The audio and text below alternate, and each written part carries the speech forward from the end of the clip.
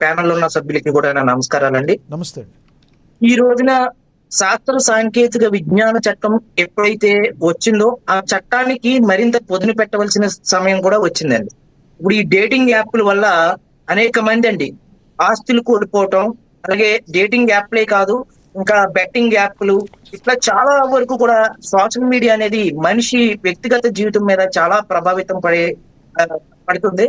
ఇప్పుడు ఈ dating app వల్ల చాలా మంది సంసారాలు పోగొట్టుకోవటం, వైవాహిక జీవితాలకి దూరంగా ఉండటం, చాలా వరకు కూడా యువత కూడా తప్పుదారి పట్టడం అనేది జరుగుతోంది. ప్రభుత్వాలు వెనువెంటనే స్పందించి ఈ డేటింగ్ యాప్ల మీద చట్టపరంగా చర్యలు తీసుకోవాల్సినటువంటి ఆవశ్యకత చాలా ఉంది. ఇప్పుడు ఈ రోజున ఏదైతే గూగుల్ స్టోర్ ఏదైతే ఉందో, ప్లే స్టోర్ ఏదైతే ఉందో, కొన్ని యాప్స్ డౌన్లోడ్ చేసినప్పుడు ఆ యాప్ యొక్క విధి విధానాల్ని, గైడ్ లైన్స్ ని, డిస్క్రిమినేషన్ ని కూడా పొందుపరచవలసినటువంటి ఆవశ్యకత. అటువంటి యాప్లు కనుక సమాజానికి ఏదైనా విఘాతం కలిగిలా ఉంటే అటువంటి యాప్లను బ్యాన్ చేయడం అనేది తప్పకుండా చేయాలి. ఇప్పుడు ప్లే స్టోర్ లో కొన్ని యాప్స్ కూడా బ్యాన్ చేయడం జరిగింది గతంలో. పబ్జి అని ఒక గేమ్ ని ప్లే స్టోర్ లో ఉండేటువంటి యాప్స్ ని కూడా మనం ఏదైతే సమాజం మీద చెడు విషయాల వైపు తీసుకెళ్లేలాగా ప్రభావితం ఉందో అటువంటి యాప్ల్ని ప్రతి ఒక్కరు కూడా బ్యాన్ చేయవలసినటువంటి అవసరం ఖచ్చితంగా ఉందండి. అంటే ప్రజలు బ్యాన్ చేయడం ఓకే సార్, ఈ విషయంలో కొన్ని చట్టానికి తెలిసి కూడా జరుగుతుండటం చాలా ప్రమాదకరం అనుకోవచ్చా? ఎందుకంటే ఇప్పుడు మేజర్ అయిన వాళ్ళు కొన్ని ఏవైనా చేయొచ్చు. ఇప్పుడు కోలివింగ్ విషయానికి వస్తే కోలివింగ్ చట్టబద్ధతగా కల్పించబడిందా? గతంలో ప్రాస్టిట్యూషన్కు సంబంధించి కూడా హైకోర్టు కావచ్చు, సుప్రీంకోర్టు కావచ్చు, మేజర్ అయిన వాళ్ళు ఎలాగైనా ఉండొచ్చు, ఇద్దరికి ఇష్టపూర్వకంగా ఉంటే అని చెప్పి తీర్పులు ఇచ్చినవి కూడా మనం గమనించవచ్చు. ఎలా చూస్తారు? చట్టం వేరు, ఆచార సాంప్రదాయాలు వేరు. ఆచార సాంప్రదాయాలకి ప్రమాదం పొంచి ఉందంటారా? చట్టం ఏం చెప్తుంది? వీటిలన్నింటినీ కూడా క్రోడీకరించి సరైన వైపు వెళ్ళాలంటే ప్రజల్లో ఎటువంటి మార్పు రావాలంటారు? చాలా వరకు కూడా అండి చట్టాలని వక్రీకరించడం అనేది కొన్ని సామాజిక మాధ్యమాలు ఇప్పుడు కోర్టు అనేది ఫుల్ జడ్జిమెంట్ ఇస్తుందండి. అక్కడ ఉన్న పరిస్థితులు ఆ కేసుని తాలూకు యొక్క విధానాలు, ఆ కేసు తాలూకు యొక్క విషయాల్ని దృష్టిలో పెట్టుకుని, ఫర్ ఎగ్జాంపుల్ హత్య చేయడం నేరం కాదు అని చెప్పి ఏదైనా కోర్టు ఇచ్చింది అనుకోండి, హత్య చేయడం నేరం కాదంట అని ఇస్తారు. హత్య చేయడం నేరం కాదు అని ఎందుకు ఇచ్చింది? ఏదైనా ఒక వ్యక్తి చిన్నపిల్లవాడు ఇవ్వచ్చు, అతను మానసిక వికలాంగుడు ఏదైనా హత్య చేయవచ్చు, లేదు అంటే తను ప్రాణాన్ని తను రక్షించుకునే ఆవశ్యకతలో జరగచ్చు. కానీ అక్కడ జరిగింది ఒకటి, చట్టం చెప్తున్నది ఒకటి, కానీ బయటకు చూపించేది ఒకటి అండి.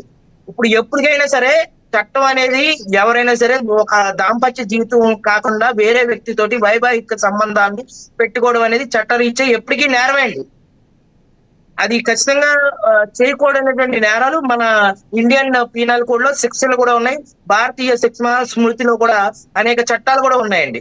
మరి ఇంత చట్టం ఉండి, ఇంత పోలీసు వ్యవస్థ ఉండి, ఇంత ఉన్నప్పుడు యథేచ్ఛగా ప్లే స్టోర్లో ఈ యాప్లు ఉన్నాయి.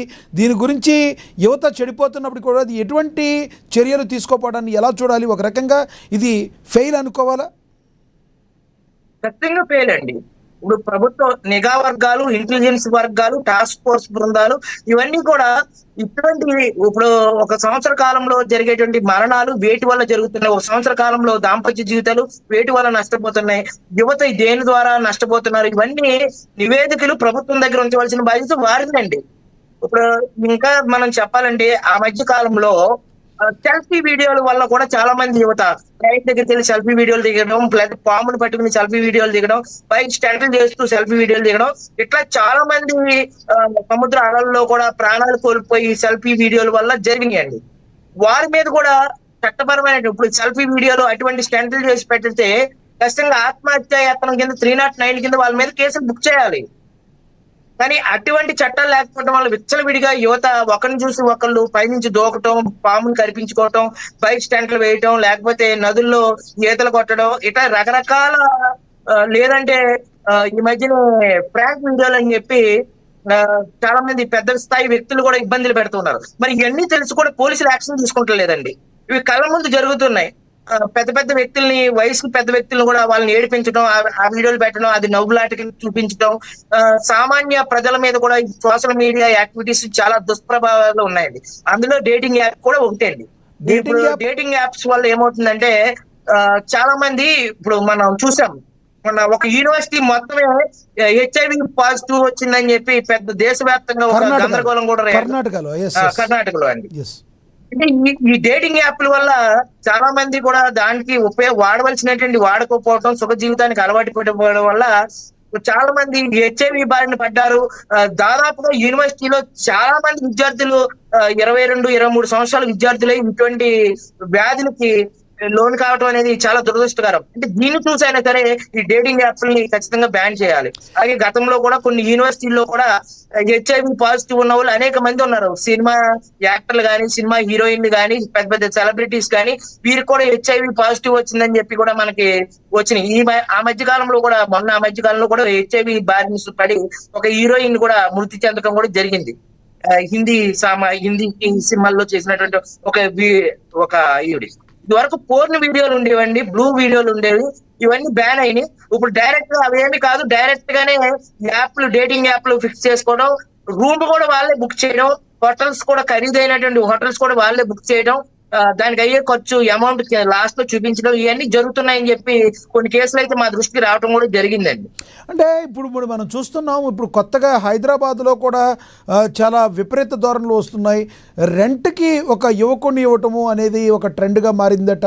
ఆ రెంట్కి సంబంధించి కాఫీకి వెళ్తే 400, మరి సినిమాకి వెళ్తే 1000 రూపాయలు, 1200, మీతో 10 గంటలు స్పెండ్ చేయాలంటే 4500 ఇలా రేట్లు పెట్టి మరి చేస్తుంటే సంబంధిత అధికారులు ఏం చేస్తున్నట్టు, మీరన్నట్టు టాస్క్ ఫోర్స్ వాళ్ళు ఏం చేస్తున్నట్టు, దీనికి సంబంధించి ఎంత ప్రభావం పడిపోతుంది, దీన్ని ఆపటం ఎలా, ముందు ఎటువంటి చర్యలు తీసుకోవాలి, తల్లిదండ్రుల పాత్ర ఏ విధంగా ఉండబోతుంది యువతని ఆపటంలో? ఖచ్చితంగా అండి, తల్లిదండ్రులకి మొబైల్ ఎప్పుడైతే పిల్లలకి ఇచ్చారో అప్పటి నుంచి కూడా యువత చెడుదారుల వైపు వెళ్తూ ఉందండి. ఖచ్చితంగా ప్రతి తల్లిదండ్రులు కూడా పిల్లల మీద కూడా ఫోకస్ పెట్టవలసినటువంటి అవసరం ఉంది. పెంచడం అనేది బాధ్యత కాదండి, క్రమశిక్షణతోటి పెంచడమే అతిపెద్ద బాధ్యత అండి తల్లిదండ్రులు. అంటే మా అబ్బాయికి నేను అరిచేతిలో పెట్టి పెంచానని చెప్తారు తల్లిదండ్రులు, మా కింద అడకుండా పెంచానని చెప్తారు. ఇవన్నీ కాదండి, వాళ్ళకి ప్రస్తుతం ఉండేటువంటి సమాజం అంటే ఏంటి, ఎలా ముందుకు వెళ్ళాలి, సమాజంలో తన పాత్ర ఏంటి, తమ చెడుదారి వైపు వెళ్తే తన కుటుంబానికి ఎలా చెడ్డ పేరు వస్తుంది, అలాగే మోటివేషన్ చేయడం, అట్లా చేసుకుంటూ పోవాలండి. అదే కాకుండా మీరు డేటింగ్ యాప్లు కూడా ఎందుకు వాడుతున్నారంటే గంజాయి వాడటం వల్ల డేటింగ్ యాప్లు ఎక్కువ వాడుతుంటారు. గంజాయి మత్తులో అశ్లీలతమైనటువంటి వీడియోలకి అలవాటు పడిపోవడం, అశ్లీలతమైనటువంటి జీవితాలకి అలవాటు పడిపోవడం వల్ల ఈ డ్రగ్స్, కొకైన్, గంజాయి లాంటి మాదక ద్రవ్యాల వల్ల యువత చెడదారిని పడుతూ ఉన్నారండి. ఖచ్చితంగా చదువుకునేటువంటి యువత అనేక యూనివర్సిటీల్లో కూడా మాదక ద్రవ్యాలు వాడుతున్నారని, పెద్ద పెద్ద సెలబ్రిటీలు కూడా మాదక ద్రవ్యాలు వాడుతున్నారని వార్తలు కూడా వస్తూ ఉన్నాయి. పబ్బులకి వెళ్ళటం, ఇప్పుడు హైదరాబాద్ లో పబ్బుల్ని అన్నిటిని కూడా బ్యాన్ చేయాలి. ఈ పబ్ కల్చర్ అనేది ఇండియన్ కల్చర్ కాదు, మన ఇండియాకి ఒక సాంప్రదాయం ఉంది. పబ్ కల్చర్ ని ఖచ్చితంగా బ్యాన్ చేయాలి. అలాగే లాడ్జ్ల్లో రైడింగ్లు చేయాలి. టాస్క్ ఫోర్స్, ఇంటెలిజెన్స్, నిఘా వర్గాలు ఏ అయితే ఉన్నాయో అవి ఖచ్చితంగా సిటీల మీద ఉండేటువంటి పెద్ద పెద్ద హోటల్ మీద కానీ వీటి మీద కానీ వాటి నిఘా పెట్టి మానిటరింగ్ అనేది ఖచ్చితంగా ఉండవలసినటువంటి అవసరం ఉంది. ప్రభుత్వానికి ప్రతి ఏడాది కూడా ఇటువంటి వ్యాప్ల వల్ల లోన్ అవుతున్నారు అనేది ఆ నివేదికలు కూడా ప్రభుత్వానికి చేరవేసి దాని మీద సమకాలీనటువంటి ఉండేటువంటి ఒక చట్టాలని రూపొందించి ఇటువంటి యాప్లను ఎవరైనా సరే పెట్టి యువతని పెడదారి పట్టిస్తే వారికి యావజ్జీవ కారాగార శిక్ష అనే కొన్ని చట్టాలని మనం బలంగా తీసుకురావాలి. యువత నష్టపోతున్నటువంటి యాప్లని ఖచ్చితంగా బ్యాన్ చేయాలి. అలాగే శాస్త్ర సాంకేతిక విజ్ఞాన చట్టం ఐటీ యాక్ట్ ఏదైతే ఉందో దాన్ని మరింత దృష్టి తీసుకెళ్ళాలి. ఐటీ నిపుణులు కూడా పోలీసు వారు రిక్రూట్ చేసుకోవాలండి. ఐటీ నిపుణుల ద్వారా ఆ యాప్లు ఎవరు ప్లే స్టోర్ లో ఎలా వెళ్తున్నాయి, ఆ యాప్ల వల్ల ఎలా నష్టపోతున్నారు, బెట్టింగ్ యాప్లు కానీ, అలాగే డేటింగ్ యాప్లు కానీ, అలాగే మాదక ద్రవ్యాలు అమ్మేటువంటి యాప్లు కూడా ఉన్నాయని చెప్తున్నారు ఈ మధ్య కాలంలో. ఇటువంటి యాప్లన్నింటినీ కూడా ఖచ్చితంగా బ్యాన్ చేయవలసినటువంటి అవసరం ఉంది.